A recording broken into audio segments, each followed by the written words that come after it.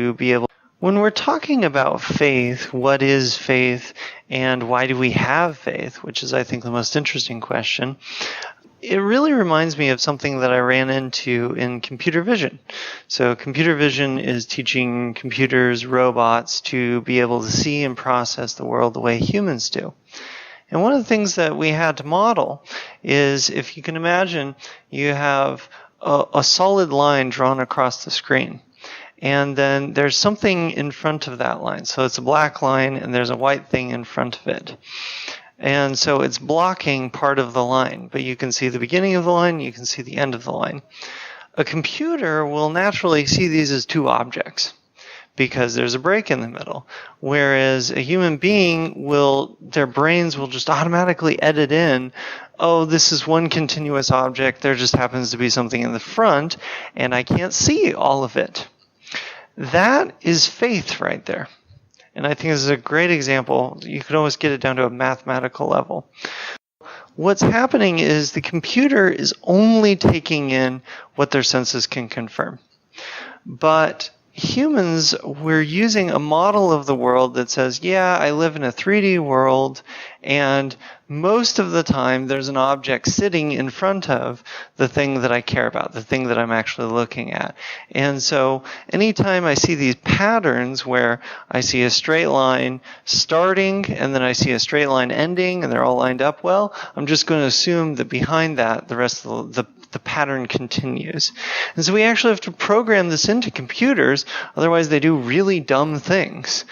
We have to program them into the computer to get the computer to believe more than its senses are telling it, that there is, in fact, an object behind there, and you can guess at its structure because you have the beginning and the end. Now, of course, we're filling in information, right? So it may be that this is a magic show and there's actually nothing behind the object, right? This is the whole idea behind optical illusions and things like that. But actually, human vision works really well. We talk about optical illusions because human vision works 99.9% of the time. And we have to go to great extents in order to get it not to accurately reflect our reality. So this ability to fill in information, to extrapolate on patterns, is really key to intelligence. It's key to actually understanding the world. And I think it's a great example of why we have faith, why it's advantageous to have faith. If you think about this from a survival perspective, our senses are actually only scanning a very small percentage of the world that we care about. So, best example is you can only see in front of you, you can't see behind you. But if there's a predator lurking in the bushes, they could be anywhere. They could be behind objects, they could just be behind you. Every time you blink, does the world suddenly cease to exist? And so what we're doing here is we're filling in the majority of our mental world with beliefs, with faith, where our senses are actually not picking up that much at all. It's interesting to see what sorts of things freak people out, because you can see this effect and how much we depend on it. So magic shows are one example, but hopefully you guys have seen the Doctor Who episode called Blink, where they have these stone angels.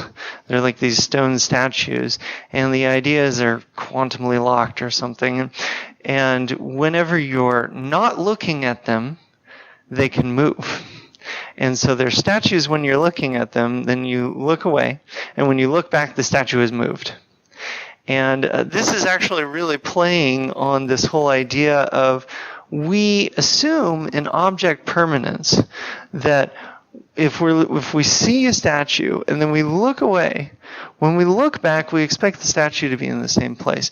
And this is a deeply, deeply ingrained part of our psyche. And so if something violates that, you get this really deep, visceral sense of horror.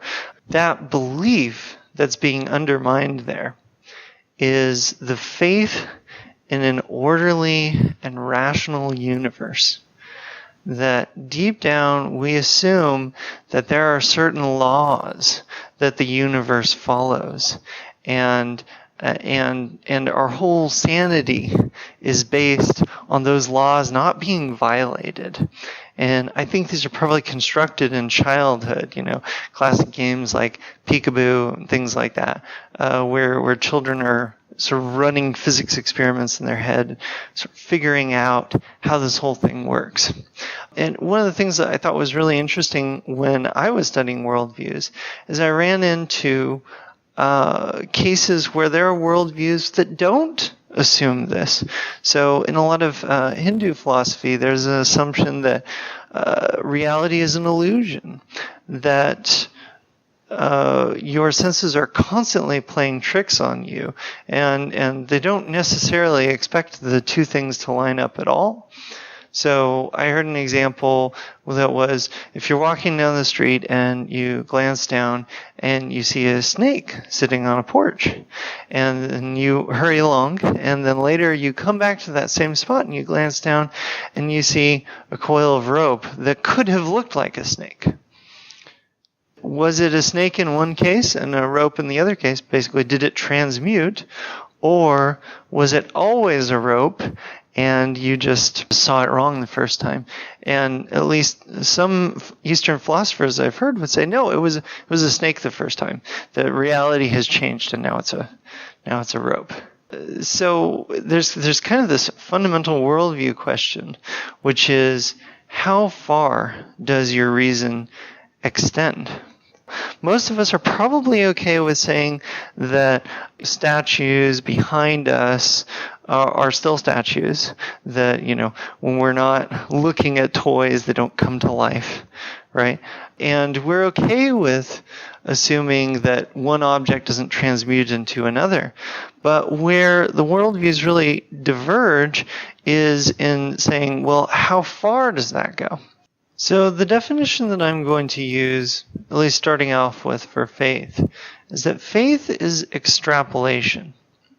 It's the ability to start from, these are the things I can observe, these are my personal experiences, these are things that I actually know with a high degree of certainty. How far can you extrapolate, right? So faith is the ability to take that trend line, that pattern, and keep on going off into the unknown. So a person with very little faith is, I think, the proper definition of a skeptic. They would say, there's the experiences that I know about, and I might be able to, fill in a little bit between the lines, but I'm not going to go very far. For the most part, I'm going to assume that the universe is unknown and maybe unknowable. And so they're going to take a very cautious, very limited view of their own knowledge and their own ability to reason. Which, as an aside, I think the definition of skeptic has gotten abused a little bit, because there are some people who seem incredibly confident in their own knowledge and call themselves skeptic, but I think that's a little bit off. On the other side, you have people with a lot of faith. And so in a mathematical sense, they'd be willing to take that trend line and just keep going with it, right? And this could be anything from, if you take the global warming hockey stick graph, just draw a straight line. Or it could be, making vast predictions about the future based on the patterns that they have right now. Either way, it's a lot of faith to say, based on my limited experiences, I'm going to extrapolate into the far-known universe or into the far future, things that I can't know directly. What confidence bars are you willing to put on your prediction, right? Or do you think your prediction's pretty close to the truth, or are you just sort of wildly flailing and you wouldn't bet on it? This question of how far you go with your extrapolation becomes really critical when you start asking about what is the nature of the universe. So that's kind of the far distant horizon on that extrapolation. So I'll give you an example I ran across recently.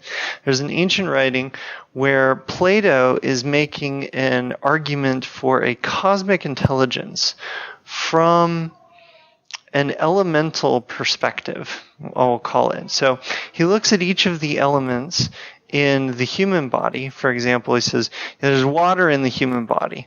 What that tells us is that there must be water out there as well, out there in the world. But we know about the ocean, which isn't just a little bit of water like the human body is. It's almost cosmic proportions, large amounts of water.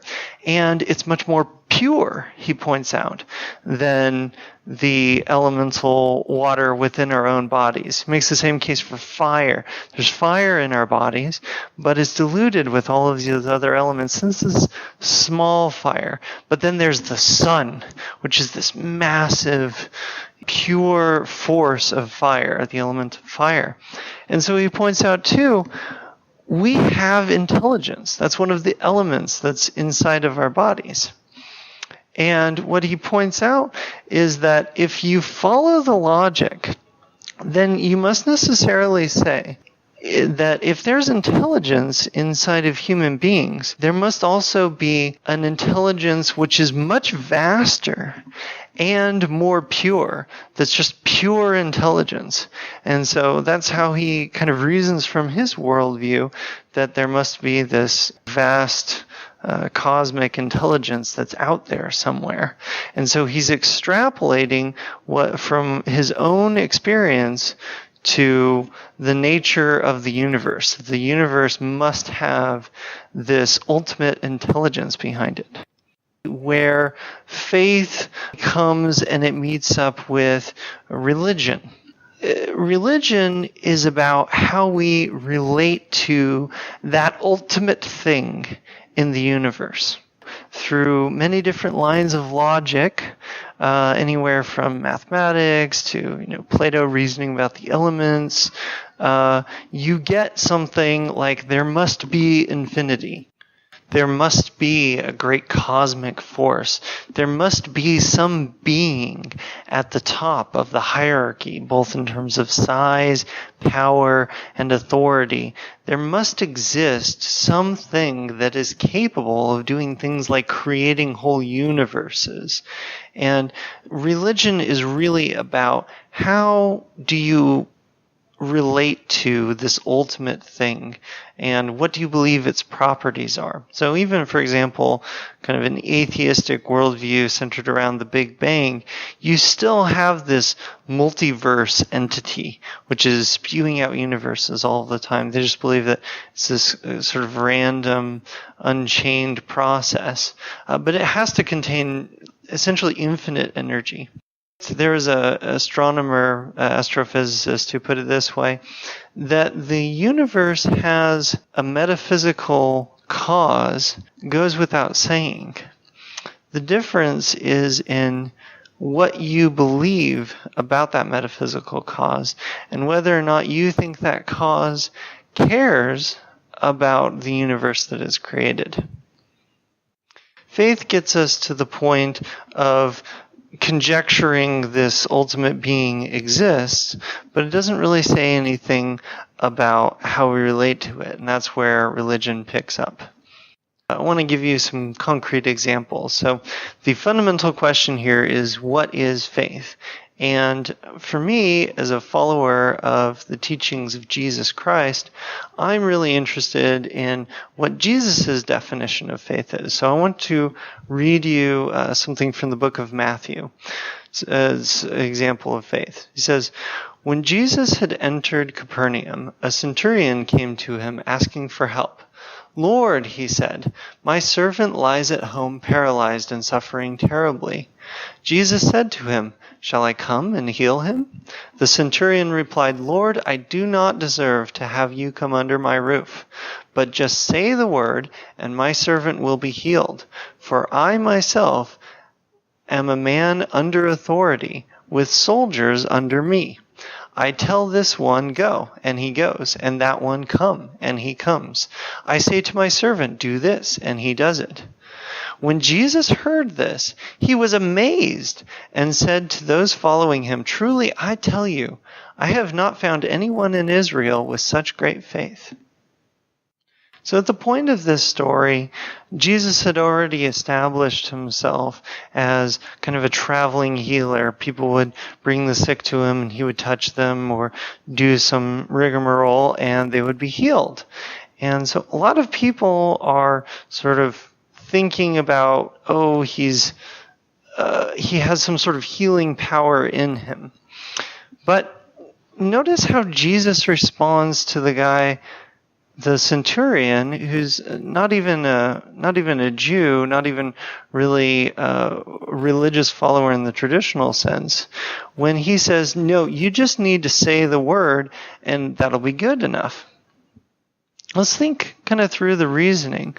So the example that he gives is he says, "I understand what it is to be under authority and to have authority." So he's referencing the Roman hierarchy of authority, and he understands that when a commander says that something needs to be done, it gets done, and it can be carried out indirectly.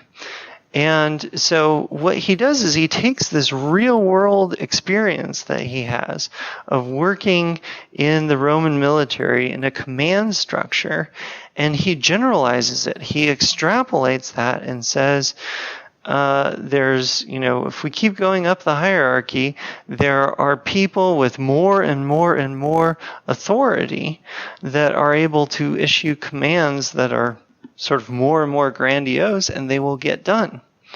And so when he hears these stories about Jesus, who is going around healing with just a word, he realizes, aha, I recognize this guy.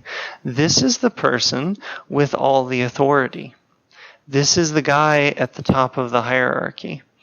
And so he immediately knows something about Jesus without ever having met him or ever having talked to him. And in fact, he didn't think that he was worthy to be in his presence because he respected Jesus' position. And I think this is really interesting when we start talking about faith being sight.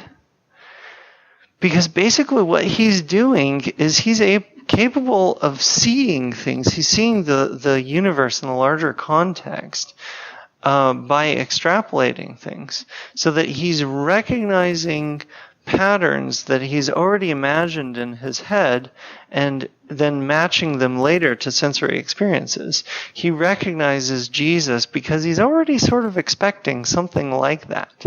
His faith is in believing that his experiences in the Roman army can be generalized and transferred to how the universe works, to understanding that Jesus is the man in charge and recognizing how Jesus would think and how he would operate. And Jesus ends up commending him. He says, "Yes, that's correct. You got it. No one else has really understood this. That it's through commands and words combined with authority that he's doing these things. There's no magical hocus pocus about it." I'd like to read one more quote from the Bible that people often use as the definition of faith. It says, "Now faith is confidence in what we hope for and assurance about what we do not see." So I've sort of downplayed this element of confidence so far because I think that's sort of overplayed in a lot of ways. But it is really worth mentioning at this point that you need to have confidence in these extrapolations to the point where you're willing to act on them. And that's really faith, is when you're willing to act on it, not just in this abstract, "Oh yes, I believe that," but actually I'm going to go out and do things because I'm confident in that. And at this point, I would like to kind of wrap things up by bringing it all back together and talking about how faith and science interact. So this confidence that we're talking about and the ability to generalize from experiences are actually the foundations of how we get science from this Western Judeo-Christian worldview. And I think it's no coincidence that the founders of science came out of this worldview. And I'll kind of explain why I think that's the case. So in the scientific method starts with imagination, right? So we have a hypothesis. What we're really doing with a hypothesis is that I'm making some assumption about the world. I'm imagining that there's some governing principle in the world, and then I'm imagining what result I could have that would enable me to actually confirm or refute that is the way things are. And this is where confidence is important. I have to believe this enough. I have to believe in the plausibility enough that I'm going to devote time, energy, money into doing these experiments, right? No scientist just is pouring money down the drain in things that they don't actually think will go anywhere. It takes a certain amount of confidence. And in fact, even when things don't work out, you have to still say, yes, that's true, but I still have faith that we're going to find something eventually. Otherwise, give up on the whole endeavor. And there's really two very fundamental philosophical